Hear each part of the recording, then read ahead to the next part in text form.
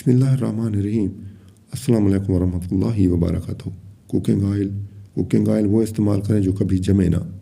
दुनिया का सबसे बेहतरीन तेल जो जमता नहीं वो जैतून का तेल है, लेकिन ये महंगा है। हमारे जैसे गरीब लोगों के लिए सरसों का तेल है, ये भी जमता नहीं। सरसों का तेल वाहिद तेल है जो सारी उम्र नहीं जमता, और अगर जम जाए तो सरसों नहीं है। हथेली पर सरसों जमाने वाली बात भी इसीलिए की जाती है क्योंकि ये मुमकिन नहीं है। सरसों के तेल की एक खूबी ये भी है कि इसके अंदर जिस चीज़ को भी डाल देंगे इसको जमने नहीं देता। इसकी ज़िंदा मिसाल अचार है। जो अचार सरसों के तेल के अंदर रहता है इसको जाला नहीं लगता, और इंशाअल्लाह जब ये सरसों का तेल आपके जिस्म के अंदर जाएगा तो आपको कभी भी फालिज, मिर्गी या दिल का दौरा नहीं होगा। आपके गुर्दे फेल नहीं होंगे। पूरी ज़िंदगी आप ब्लड प्रेशर से महफूज रहेंगे इंशाअल्लाह, क्योंकि सरसों का तेल नालियों को साफ़ करता है। जब नालियाँ साफ़ हो जाएंगी तो दिल को ज़ोर नहीं लगाना पड़ेगा।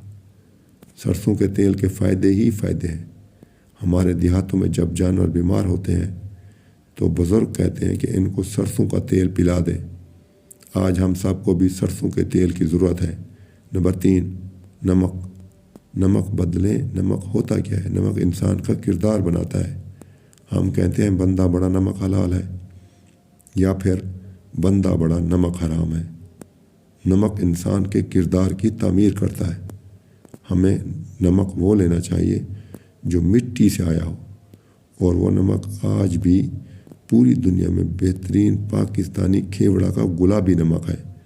पिंक नमक $25 का 90 ग्राम यानी 4000 रुपये का 90 ग्राम और 40,000 रुपये का 900 ग्राम बिकता है, और हमारे यहाँ 10-20 रुपये किलो है। बदकिस्मती देखें, हम घर में आयोडीन मिला नमक लाते हैं। जिस नमक ने हमारा किरदार बनाना था वो हमने खाना छोड़ दिया। इसलिए मेरी आपसे गुजारिश है कि हमेशा पत्थर वाला नमक इस्तेमाल करें। नंबर 4, मीठा।